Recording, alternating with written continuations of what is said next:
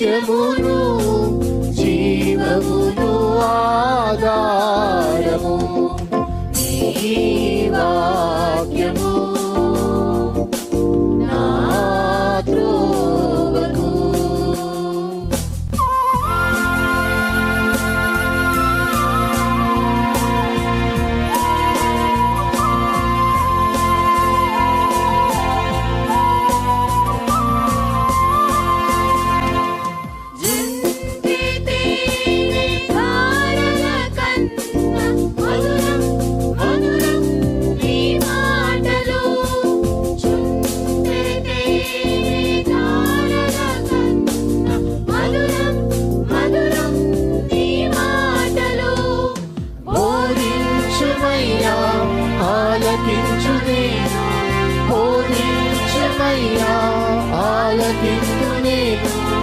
అనుసరింతునయ్యా ఆత్మశక్తితో, అనుసరింతునయ్యా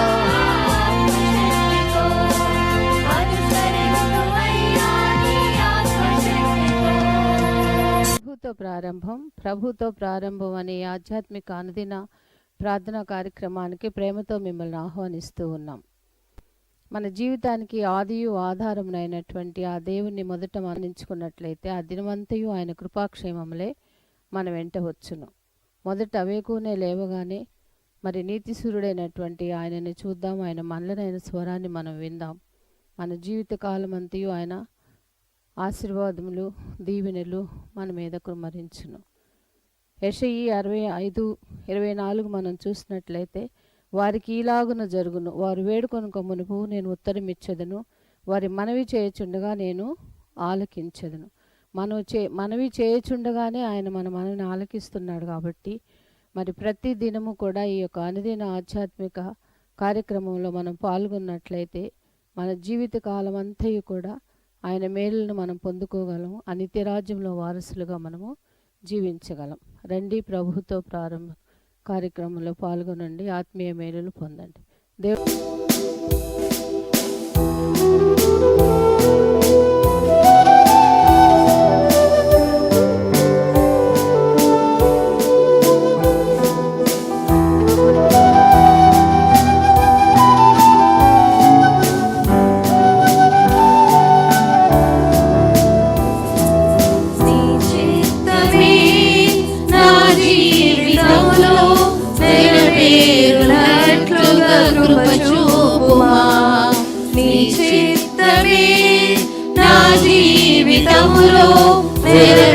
నెరవేరునట్లుగా కృప చూపుమా.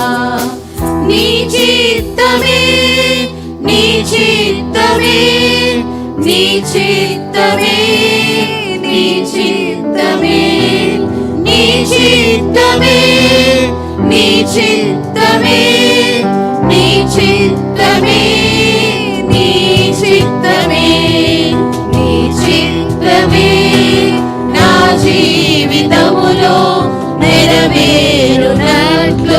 కృప చూపుమా.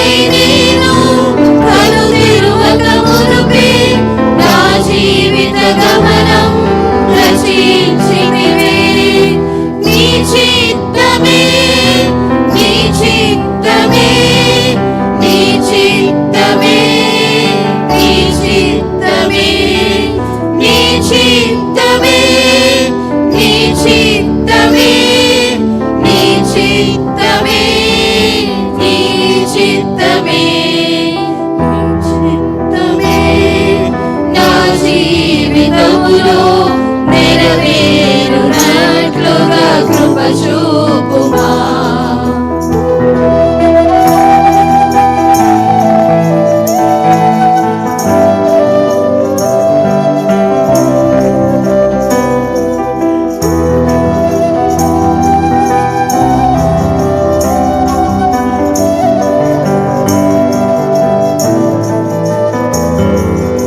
ఇహపరములయందు నీ చిత్తమే అని ప్రార్థించనేర్పిన కరుణామయుడా, అడగక మునుపే వలసినవన్నీ ఎరిగిన దేవా దయచేయుమా.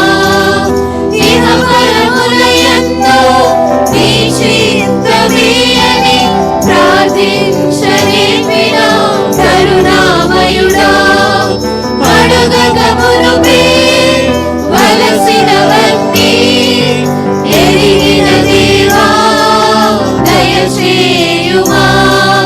నీ చిత్తమే నీ చిత్తమే నీ చిత్తమే నీ చిత్తమే నీ చిత్తమే నీ చిత్తమే నీ చిత్తమే నీ చిత్తమే నీ చిత్తమే నా జీవితములో నెరవేరునట్లుగా కృప చూపుమా.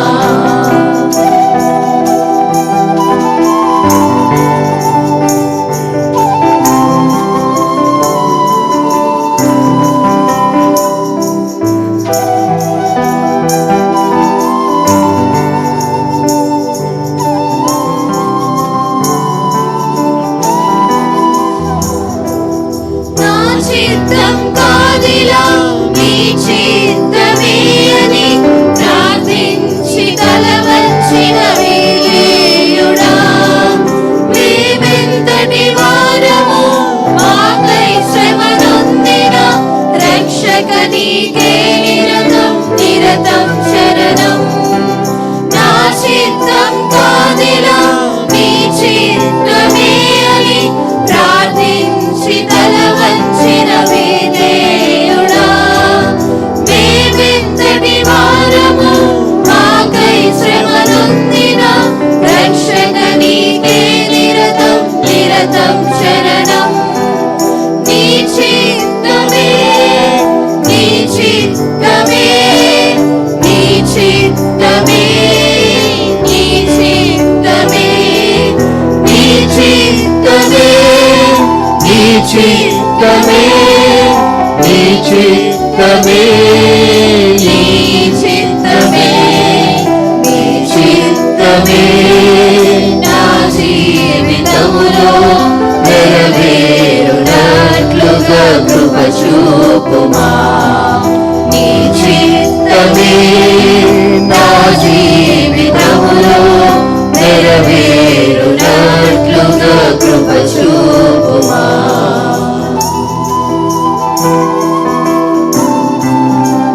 క్రీస్తునందు ప్రియమైన దేవుని సంగమ, మరొక నూతన దినమును దేవుడు మనకు అనుగ్రహించాడు. ప్రభుతో ప్రారంభం, అనుదిన ధ్యానం, ఆత్మకు క్షేమం. మీరు క్షేమంగా ఉన్నారని భావిస్తున్నాను. మరి శరీర రీతిగా మాత్రమే కాదు,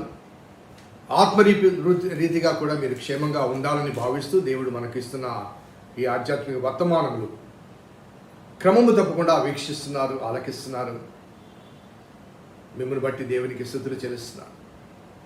ఈ ఆశ, ఆసక్తి మనందరి జీవితాలకు ఆధ్యాత్మిక మేల్కొల్పుగా దేవుడు అనుగ్రహించినవి కనుక శ్రద్ధతో, వినయ భయభక్తులతో దేవునికి అంగీకారముగా ఈ మాటలు ధ్యానం చేసి దానికి అనుగుణంగా మన ప్రవర్తనను సరిపోల్చుకొని సవరించుకుందాం.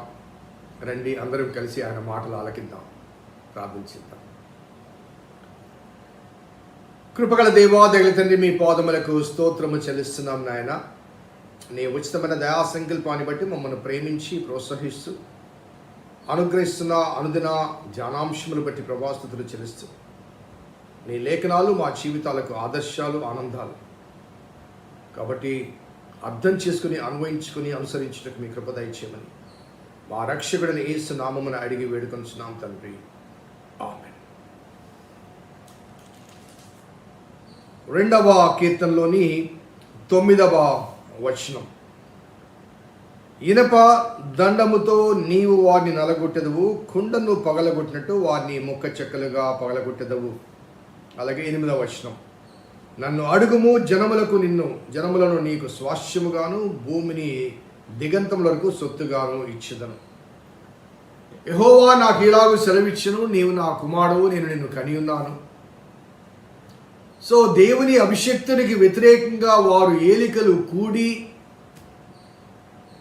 ఆ దేవుని అభిషక్తునికి వ్యతిరేకంగా అల్లరి రేపుతున్నప్పుడు, వ్యర్థమైనవి మాట్లాడుతున్నప్పుడు దేవుడు నవ్వుచున్నాడు, అపహాస్యం చేస్తున్నాడు.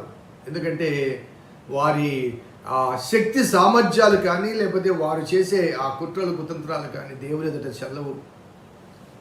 దేవుని కుమారుడు యేసుక్రీస్తు విషయంలో వారు చేసిన ఆ క్రియ దేవుని చిత్తానుసారంగా జరిగింది, దేవుడు అనుమతించింది అన్న వాస్తవాన్ని వారు ఎరుగక, అందుకే యేసుప్రభువు వారి సెలవులో మొదటి మాట, తండ్రి వీరేమి చేయుచున్నారో వీరెరుగరు కనుక వీరిని క్షమించు అనగా వారు అనుకుంటున్నారు మేము కుట్ర చేసి మేము అతన్ని పట్టుకున్నాం, చంపాము. కానీ వారికి తెలియని విషయం ఏంటంటే అతడు జన్మించిందే మరణించిన కొరకు, దేవుని గొర్రెపిల్లగా తాను సమర్పించుకోవడానికే జన్మించాడు. There was no other reason for him to come into this world. ఆయన పుట్టుకున్న కొరకు వేరొక కారణం లేదు. పుట్టుకనే రక్షణ కొరకు, రక్షించబడాలంటే ఆయన లోక పాపమును మోసుకొని పోయే దేవుని గొర్రెపిల్లగా బలి అర్పణ గావించబడాలి. కాబట్టి వారి భావనను చూసి ఆయన నవ్వుకున్నాడు. ఆ నవ్వుకున్న తర్వాత ఆయన తన కుమారుని లోకానికి పంపించాడు. He wanted to see what he is going to do. So వారి విషయంలో ఆయన్ను ఆ మరణానికి అప్పగించామని, కానీ ఆయన విషయంలో అనగా దేవుని వైపు నుంచి చూస్తే ఆయన ఆ శిలువ మ్రాను మీద సాతాను యొక్క శిరస్సును చితకగొట్టాడు. సాతాను యొక్క శిరస్సును చితకగొట్టాడు. ఏదైనా వరములో అపవాది సర్పరూపములో వచ్చి ఆ హవ్వను శోధించినప్పుడు, హవ్వను బట్టి ఆదాము కూడా ఆ ఫలాన్ని తిన్నప్పుడు దేవుడు అనుగ్రహించిన శాపవచనాల్లో ఆ చక్కని మాట, ఆనాడు దేవుడు ఆ సర్పానికి ఇచ్చిన మాట, ఆ మాట చొప్పున సిలువలో సర్పం యొక్క తలను చితకగొట్టాడు. He killed the death. పాపం వల్ల వచ్చే జీతం మరణము. ఏ భేదం లేదు, అందరూ పాపం చేసి దేవుడు అనుగ్రహించి మహిమను పొందలేకపోతున్నారు. కాబట్టి మరణాన్ని మరణింపచేశాడు. కాబట్టి మరణించే పాపికి బదులుగా తాను మరణించి మనిషికి నిత్య జీవానికి మార్గాన్ని సరళం చేశాడు. ఆయన విశ్వసించు ప్రతివాడు నశింపక నిత్య జీవం పొందినట్లుగా దేవుడు తన కుమారుని అప్పగించాడు. So people could not understand. కాబట్టి అపవాది కానీ, ఆ అపవాది సంబంధికులు కానీ, అనగా దేవుని విశ్వసించి వెంబడించని వారు, అపవాది కానీ అపవాది సంబంధులు కానీ, వారి గురించి ఇక్కడ రాయబడ్డ మాట, నన్ను అడుగు, జనములను నీకు స్వాస్థ్యముగా ఇస్తాను, భూమి దిగంతం వరకు సొత్తుగా ఇచ్చేదురు అనే మాట, నన్ను అడుగుము, ఆస్క్ ఆఫ్ మీ. తన కుమారుడు చెప్తున్నాడు, what do you want? So దేవుణ్ణి అడగాలి. దేవుని కుమారుడైన యేసయ్య ఆయన అనగా తీర్పు తీర్చు, ఆ తీర్పు ప్రత్యక్షత సమయంలో రాకముందు ఒక అవకాశాన్ని ఇవ్వబోతున్నాడు. ఆ అవకాశం నేపథ్యంలో అడుగు అంటాడు ఆయన. కుమారుని ఆయన ఒక అధికారాన్ని ఇవ్వడం మాత్రమే కాకుండా ఒక ఆపర్చునిటీ కూడా ప్రజలకు ఇవ్వటానికి తన కుమారుడికి ఒక అవకాశం అనుగ్రహించాడు. యు జస్ట్ ఆస్క్, నిన్ను పంపిస్తున్నాను లోకరక్షకుడిగా, నువ్వు అడుగు, ఏం కావాలి అన్నదానికి. అలాగే క్రీస్తు, ఈ వాక్య భాగాన్ని బట్టి క్రీస్తు ఆయన రాజుగా ఈ లోకంలో జన్మించి మన వైపు నుంచి రాజుగా ఉన్నాడు, అనగా మన మీద రాజుగా ఉన్నాడు. కానీ మన పక్షమున ఆయన యాజకునిగా ఉన్నాడు. నేను మరలా చెప్తాను, ఈ వాక్య భాగాన్ని బట్టి మన మీద ఆయన రాజుగా ఉన్నాడు.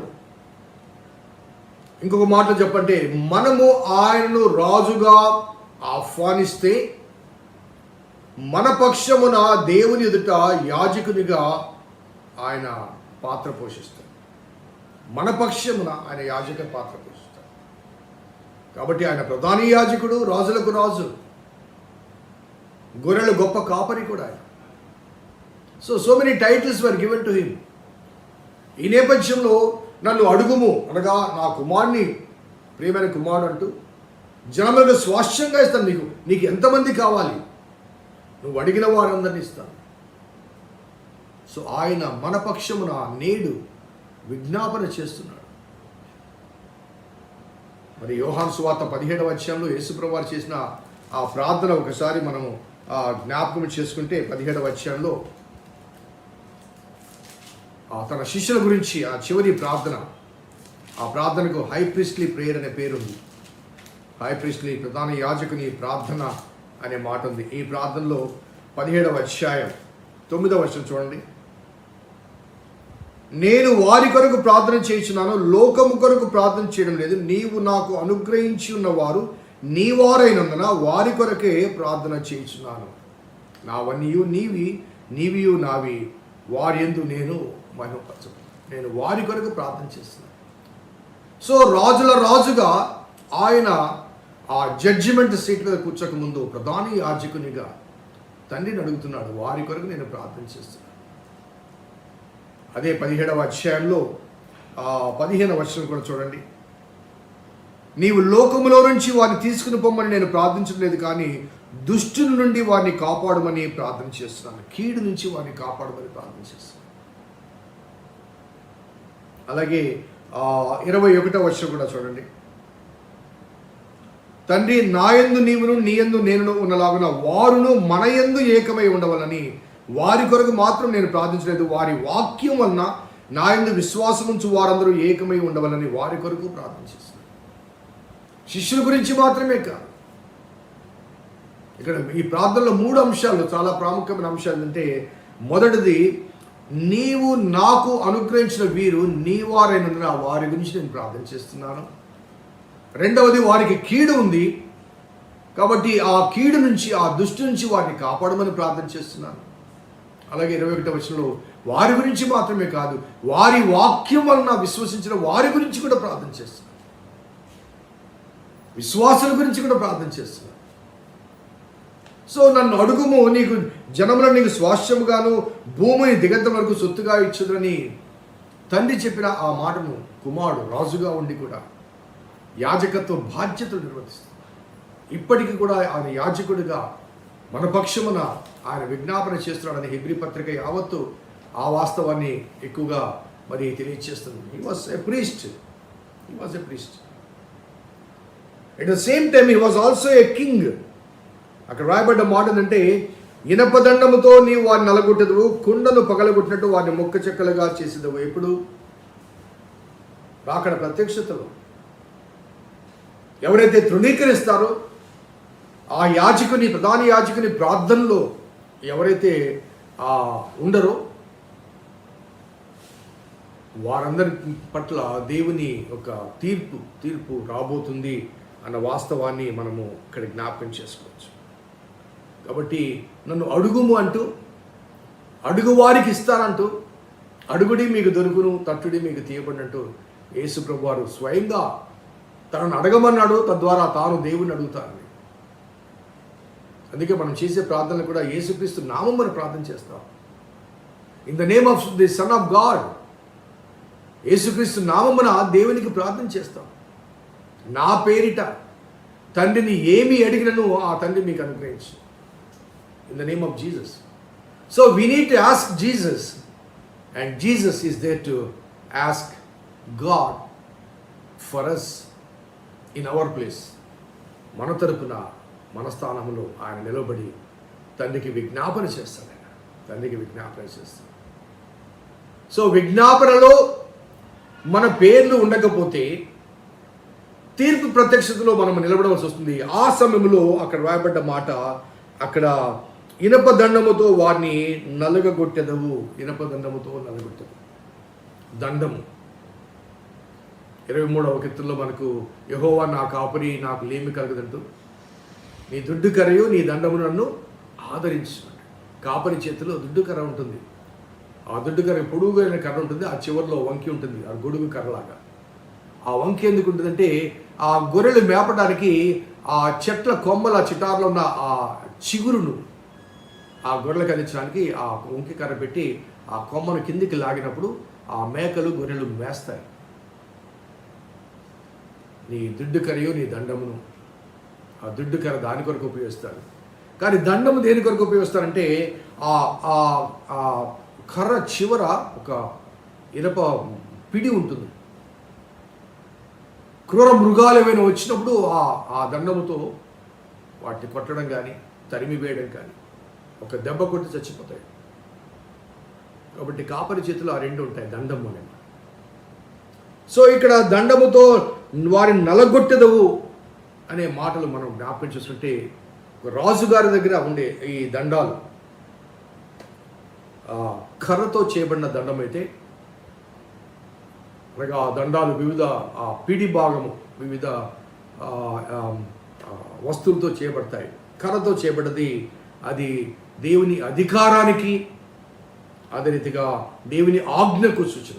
రాజుగారు రాజదండం ఇట్లా చాచాడంటే దేవుని అధికార సూచన. ఆయన ఒక జడ్జిమెంట్ ఇచ్చినప్పుడు రాజదండం ఇలా చాచాడంటే అది సూచన. సో కర్రతో చేయబడింది అది రాజదండం అవుతుంది. కొన్ని చోట్ల బంగారుతో చేయబడిన దండాలు ఉంటాయి. బంగారు దండము అది రాజుగారి యొక్క వెల్త్కి, ఆయన ఐశ్వర్యానికి సూచన. బంగారు దండం ఇట్లా పట్టుకొని నిలబడ్డాడంటే అతని ఐశ్వర్యాన్ని సూచిస్తుంది. అది ఊతకర్ర కాదండి, అది అధికార సూచకమైన కర్ర. అలాగే కీర్తనలో 45:6లో న్యాయార్థమైన దండం అంటాడు. ఒకసారి చూద్దాం. 45వ కీర్తన 6వ వచనం. 45వ కీర్తన 6వ వచనం చూస్తే, దేవాన్ని సింహాసనం నిరంతరం నిలిచును, నీ రాజదండము న్యాయార్థమైన దండము, నీవు నీతిని ప్రేమించి భక్తిహీనులను ద్వేషిస్తున్నావు. సో న్యాయార్థమైన దండము. మరొక దండము ఇనప దండము. ఇక్కడ రాయబడ్డ మాట ఇనప దండం. ఇదే మాట మనకు ప్రకటన గ్రంథంలో కూడా కనబడుతుంది. ఇనప దండం అనేది the judgement, the rod of judgement. నువ్వు ఇనప దండముతో వారిని నలుగగొట్టెదవు అనే మాట ప్రకటన గ్రంథంలో కూడా ఒకసారి చూడండి. 19వ అధ్యాయం, ప్రకటన గ్రంథం 19వ అధ్యాయం 15వ వచనం.